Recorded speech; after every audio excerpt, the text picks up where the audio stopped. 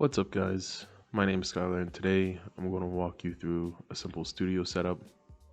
Real casual today. Real quick before we keep going, please remember to smash that like button, subscribe to the channel, because it helps me get closer to that sweet, sweet YouTube paycheck. Alright, let's go ahead and jump into it.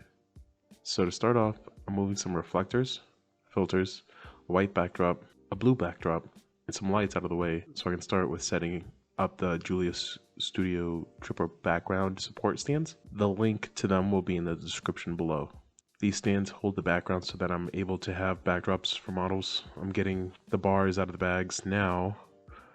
Also watch out because there are a ton of bags, so be prepared to have a trash bag with you to throw everything away. My whole purpose of this video is to help show you how I set up the studio. This is in case you're a photographer looking to build a studio but potentially don't know how it would look in your place. Think of me as the guinea pig. Building studios is something I'm aware of. I've been a grip for some small shows, a photographer for small films. So building something like this is somewhat easy for me. It's really cool to share this experience with you so that in case if you are trying to learn something, you can learn with me, because I'm actually learning as I'm building up this studio, because this one in particular is a triple stand. I've never worked with a triple stand, which is an upgrade because I usually only get like one single stands where I can only hold one backdrop. This one actually holds 3 at one time, so I was very happy for that.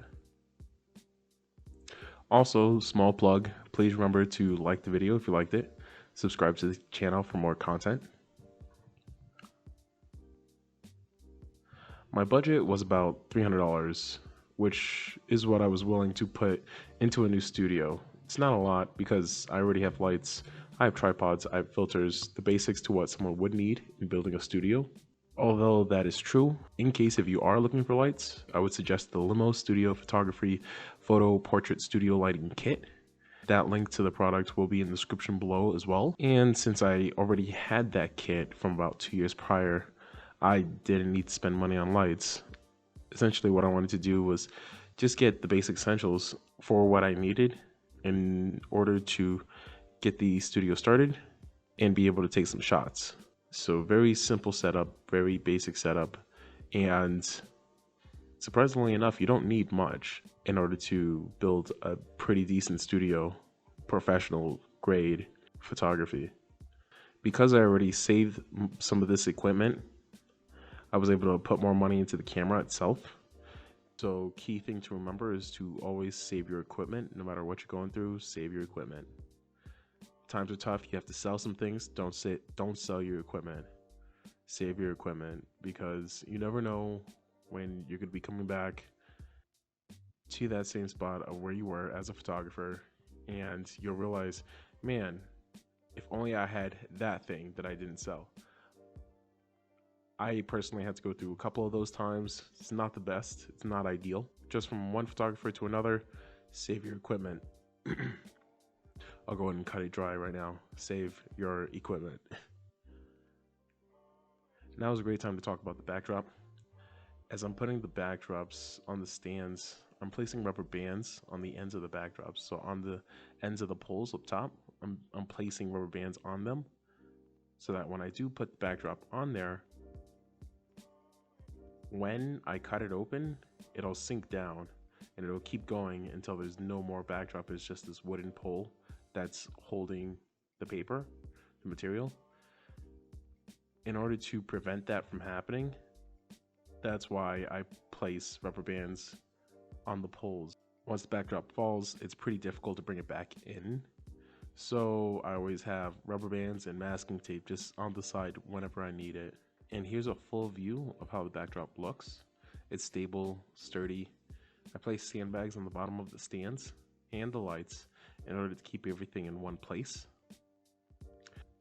I was able to take some great photos, of which is coming up on my next posting. So be sure to subscribe to the channel to get notifications on what's going on. I think ultimately there are some key things to remember in order to build an actual backdrop set. In reality, you only need about $180, if that.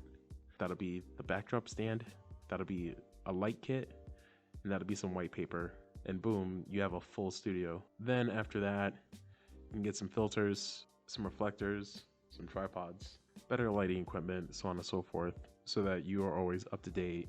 But more importantly, this is bare essentials, what you need in order to have an actual like backdrop. Another key thing to keep in mind is to keep rubber bands on poles so that you can fully wrap the backdrop to its original state, so that it doesn't keep falling down on you. A big one for me is to always bring some sort of electrical outlet so that you don't blow the fuses in your house, because lights actually take up a lot of energy, a lot of power, and at the same time you're gonna have a couple of lights in the studio, so it's always nice to have some free outlets. And finally, always remember to set down after everything's done. So that's what I'm doing now. I'm putting everything back into place. Building a studio, like having a studio in the house, it takes up a lot of space.